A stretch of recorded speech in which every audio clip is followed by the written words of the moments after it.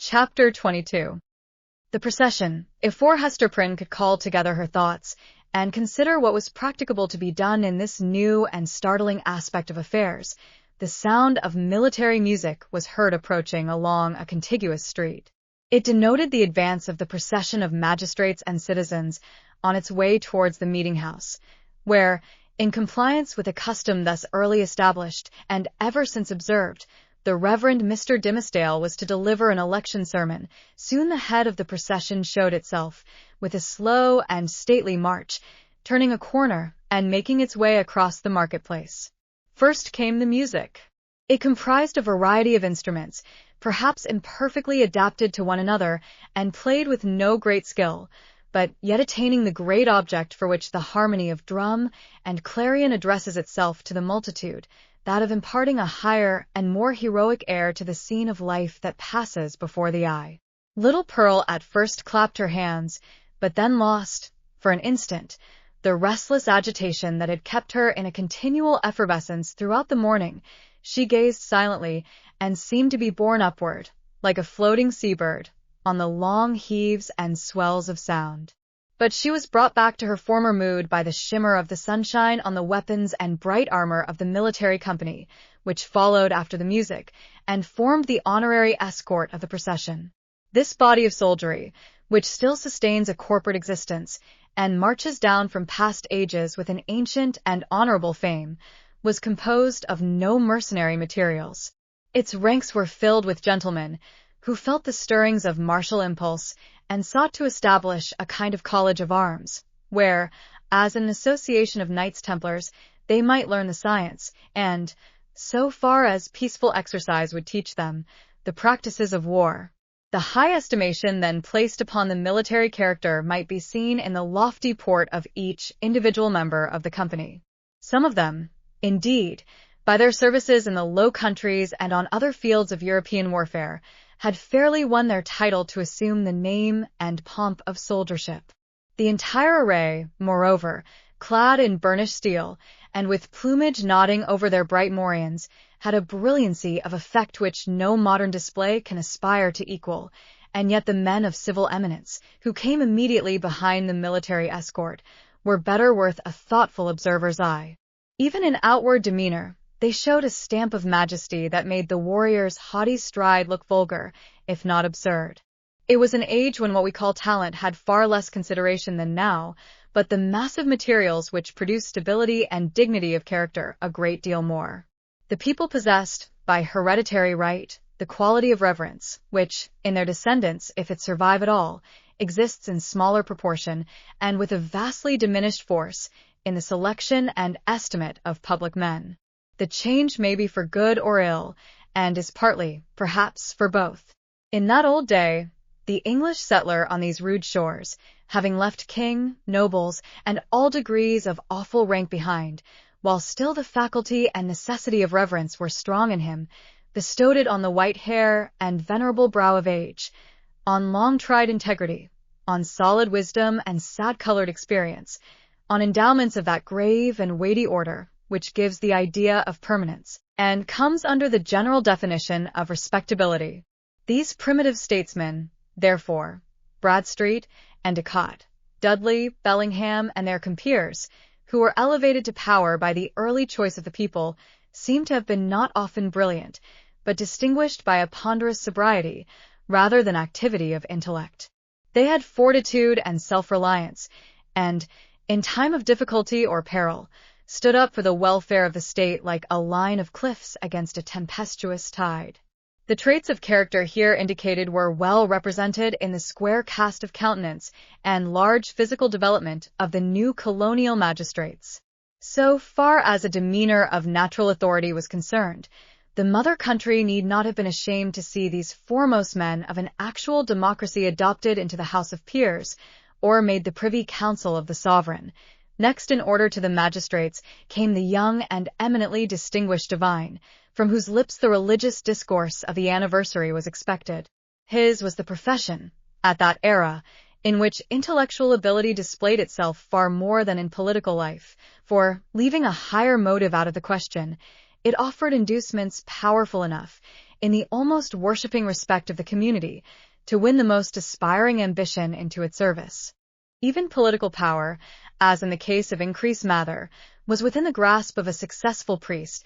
It was the observation of those who beheld him now, that never, since Mr. Dimmesdale first set his foot on the New England shore, had he exhibited such energy as was seen in the gait and air with which he kept his pace in the procession. There was no feebleness of step, as at other times. His frame was not bent, nor did his hand rest ominously upon his heart. Yet, if the clergyman were rightly viewed, his strength seemed not of the body. It might be spiritual, and imparted to him by angelic ministrations. It might be the exhilaration of that potent cordial which is distilled only in the furnace glow of earnest and long-continued thought. Or, perchance, his sensitive temperament was invigorated by the loud and piercing music that swelled heavenward and uplifted him on its ascending wave. Nevertheless, so abstracted was his look, it might be questioned whether Mr. Dimmesdale even heard the music. There was his body, moving onward, and with an unaccustomed force. But where was his mind? Far and deep in its own region, busying itself, with preternatural activity, to marshal a procession of stately thoughts that were soon to issue thence, and so he saw nothing, heard nothing, knew nothing of what was around him, but the spiritual element took up the feeble frame and carried it along, unconscious of the burden, and converting it to spirit like itself. Men of uncommon intellect, who have grown morbid, possess this occasional power of mighty effort, into which they throw the life of many days, and then are lifeless for as many more. Hester Prynne, gazing steadfastly at the clergyman, felt a dreary influence come over her, but wherefore or whence she knew not, unless that he seemed so remote from her own sphere, and utterly beyond her reach. One glance of recognition, she had imagined, must needs pass between them. She thought of the dim forest, with its little dell of solitude, and love, and anguish, and the mossy tree trunk, where, sitting hand in hand, they had mingled their sad and passionate talk with the melancholy murmur of the brook. How deeply had they known each other then? And was this the man? She hardly knew him now. He, moving proudly past, enveloped, as it were, in the rich music, with the procession of majestic and venerable fathers. He, so unattainable in his worldly position, and still more so in that far vista of his unsympathizing thoughts, through which she now beheld him. Her spirit sank with the idea that all must have been a delusion, and that, vividly as she had dreamed it, there could be no real bond betwixt the clergyman and herself. And thus much of woman was there in Hester, that she could scarcely forgive him, least of all now, when the heavy footstep of their approaching fate might be heard, nearer, nearer, nearer, for being able so completely to withdraw himself from their mutual world, while she groped darkly, and stretched forth her cold hands, and found him not. Pearl either saw, and responded to her mother's feelings, or herself felt the remoteness and intangibility that had fallen around the minister. While the procession passed, the child was uneasy, fluttering up and down, like a bird on the point of taking flight. When the whole had gone by, she looked up into Hester's face. "Mother," said she, "was that the same minister that kissed me by the brook?" "Hold thy peace, dear little Pearl," whispered her mother. "We must not always talk in the marketplace of what happens to us in the forest." "I could not be sure that it was he. So strange he looked," continued the child. "Else I would have run to him, and bid him kiss me now, before all the people, even as he did yonder among the dark old trees." "What would the minister have said, mother? Would he have clapped his hand over his heart, and scowled on me, and bid me begone?" "What should he say, Pearl?" answered Hester, "save that it was no time to kiss, and that kisses are not to be given in the marketplace. Well for thee, foolish child, that thou didst not speak to him." Another shade of the same sentiment, in reference to Mr. Dimmesdale, was expressed by a person whose eccentricities, or insanity, as we should term it, led her to do what few of the townspeople would have ventured on, to begin a conversation with the wearer of the scarlet letter, in public. It was Mistress Hibbins, who, arrayed in great magnificence, with a triple ruff, a broidered stomacher, a gown of rich velvet, and a gold-headed cane, had come forth to see the procession.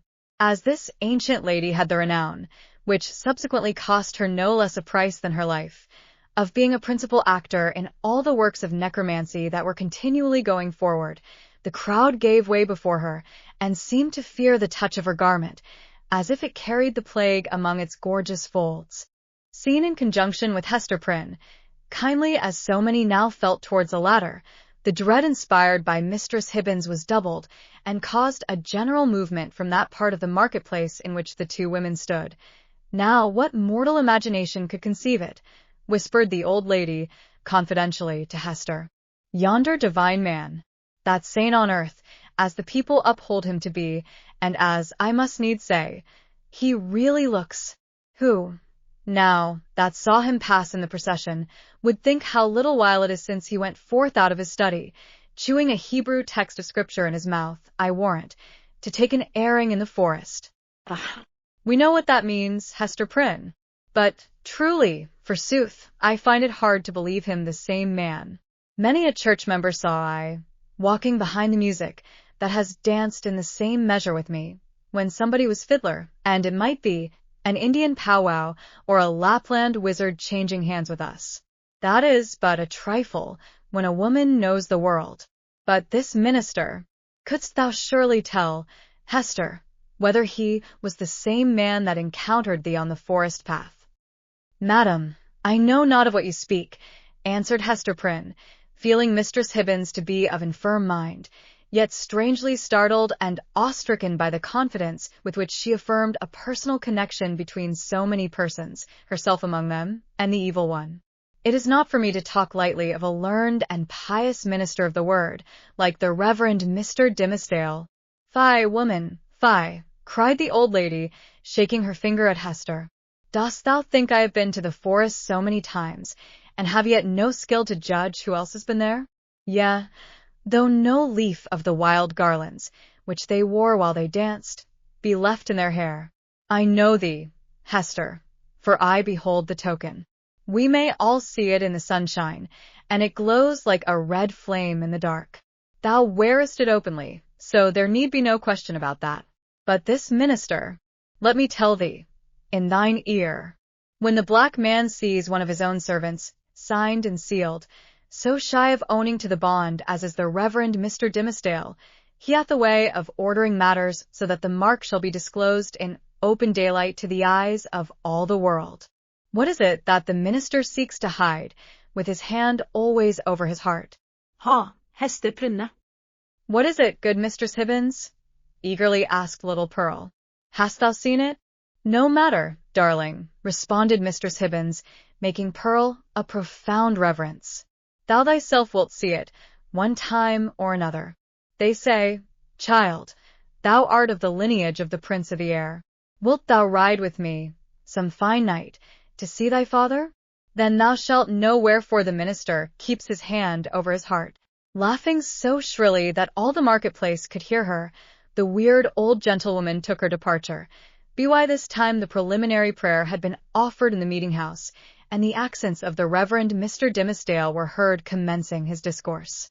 An irresistible feeling kept Hester near the spot. As the sacred edifice was too much thronged to admit another auditor, she took up her position close beside the scaffold of the pillory. It was in sufficient proximity to bring the whole sermon to her ears, in the shape of an indistinct, but varied, murmur and flow of the minister's very peculiar voice. This vocal organ was in itself a rich endowment, insomuch that a listener, comprehending nothing of the language in which the preacher spoke, might still have been swayed to and fro by the mere tone and cadence. Like all other music, it breathed passion and pathos, and emotions high or tender, in a tongue native to the human heart, wherever educated. Muffled as the sound was by its passage through the church walls, Hester Prynne listened with such intentness, and sympathized so intimately, that the sermon had throughout a meaning for her, entirely apart from its indistinguishable words. These, perhaps, if more distinctly heard, might have been only a grosser medium, and have clogged the spiritual sense. Now she caught the low undertone, as of the wind sinking down to repose itself, then ascended with it, as it rose through progressive gradations of sweetness and power until its volume seemed to envelop her with an atmosphere of awe and solemn grandeur. And yet, majestic as the voice sometimes became, there was forever in it an essential character of plaintiveness, a loud or low expression of anguish, the whisper or the shriek, as it might be conceived, of suffering humanity that touched a sensibility in every bosom. At times this deep strain of pathos was all that could be heard, and scarcely heard, sighing amid a desolate silence. But even when the minister's voice grew high and commanding, when it gushed irrepressibly upward, when it assumed its utmost breadth and power, so overfilling the church as to burst its way through the solid walls and diffuse itself in the open air, still, if the auditor listened intently and for the purpose, he could detect the same cry of pain. What was it? The complaint of a human heart, sorrow-laden, perchance guilty, telling its secret, whether of guilt or sorrow, to the great heart of mankind, beseeching its sympathy or forgiveness, at every moment, in each accent, and never in vain. It was this profound and continual undertone that gave the clergyman his most appropriate power. During all this time, Hester stood, statue-like, at the foot of the scaffold. If the minister's voice had not kept her there would nevertheless have been an inevitable magnetism in that spot, whence she dated the first hour of her life of ignominy. There was a sense within her, too ill-defined to be made a thought, but weighing heavily on her mind, that her whole orb of life, both before and after, was connected with this spot, as with the one point that gave it unity. Little Pearl, meanwhile, had quitted her mother's side, and was playing at her own will about the marketplace. She made the somber crowd cheerful by her erratic and glistening ray, even as a bird of bright plumage illuminates a whole tree of dusky foliage, by darting to and fro, half seen and half concealed amid the twilight of the clustering leaves. She had an undulating, but, oftentimes, a sharp and irregular movement. It indicated the restless vivacity of her spirit, which today was doubly indefatigable in its tiptoe dance, because it was played upon and vibrated with her mother's disquietude. Whenever Pearl saw anything to excite her ever-active and wandering curiosity, she flew thitherward and, as we might say, seized upon that man or thing as her own property, so far as she desired it, but without yielding the minutest degree of control over her motions in requital. The Puritans looked on, and if they smiled, were none the less inclined to pronounce the child a demon offspring, from the indescribable charm of beauty and eccentricity that shone through her little figure and sparkled with its activity. She ran and looked the wild Indian in the face, and he grew conscious of a nature wilder than his own. Thence, with native audacity, but still with a reserve as characteristic, she flew into the midst of a group of mariners, the swarthy-cheeked wild men of the ocean, as the Indians were of the land, and they gazed wonderingly and admiringly at Pearl, as if a flake of the sea foam had taken the shape of a little maid, and were gifted with a soul of the sea fire, that flashes beneath the prow in the night-time. One of these seafaring men, the shipmaster, indeed, who had spoken to Hester Prynne, was so smitten with Pearl's aspect that he attempted to lay hands upon her, with purpose to snatch a kiss. Finding it as impossible to touch her as to catch a humming-bird in the air, he took from his hat the gold chain that was twisted about it, and threw it to the child. Pearl immediately twined it around her neck and waist, with such happy skill, that, once seen there, it became a part of her, and it was difficult to imagine her without it. "Thy mother is yonder woman with the scarlet letter," said the seaman. "Wilt thou carry her a message from me?" "If the message pleases me, I will," answered Pearl. "Then tell her," rejoined he, "that I spake again with the black-visaged, hump-shouldered old doctor, and he engages to bring his friend, the gentleman she wots of, aboard with him. So let thy mother take no thought, save for herself and thee. Wilt thou tell her this, thou witch baby?" "Mistress Hibbins says my father is the prince of the air," cried Pearl, with a naughty smile. "If thou callest me that ill name, I shall tell him of thee, and he will chase thy ship with a tempest." Pursuing a zigzag course across the marketplace, the child returned to her mother and communicated what the mariner had said. Hester's strong, calm, steadfastly enduring spirit almost sank, at last, on beholding this dark and grim countenance of an inevitable doom, which, at the moment when a passage seemed to open for the minister and herself out of their labyrinth of misery, showed itself, with an unrelenting smile, right in the midst of their path. With her mind harassed by the terrible perplexity in which the shipmaster's intelligence involved her, she was also subjected to another trial. There were many people present, from the country round about, who had often heard of the Scarlet Letter, and to whom it had been made terrific by 100 false or exaggerated rumors, but who had never beheld it with their own bodily eyes. These, after exhausting other modes of amusement, now thronged about Hester Prynne with rude and boorish intrusiveness. Unscrupulous as it was, however, it could not bring them nearer than a circuit of several yards. At that distance they accordingly stood, fixed there by the centrifugal force of the repugnance which the mystic symbol inspired. The whole gang of sailors, likewise, observing the press of spectators and learning the purport of the Scarlet Letter, came and thrust their sunburnt and desperado-looking faces into the ring. Even the Indians were affected by a sort of cold shadow of the white man's curiosity, and, gliding through the crowd, fastened their snake-like black eyes on Hester's bosom, conceiving, perhaps, that the wearer of this brilliantly embroidered badge must needs be a personage of high dignity among her people. Lastly, the inhabitants of the town, their own interest in this worn-out subject languidly reviving itself, by sympathy with what they saw others feel, lounged idly to the same quarter and tormented Hester Prynne, perhaps more than all the rest, with their cool, well-acquainted gaze at her familiar shame. Hester saw and recognized the self-same faces of that group of matrons who had awaited her forthcoming from the prison door 7 years ago, all save one, the youngest and only compassionate among them, whose burial robe she had since made.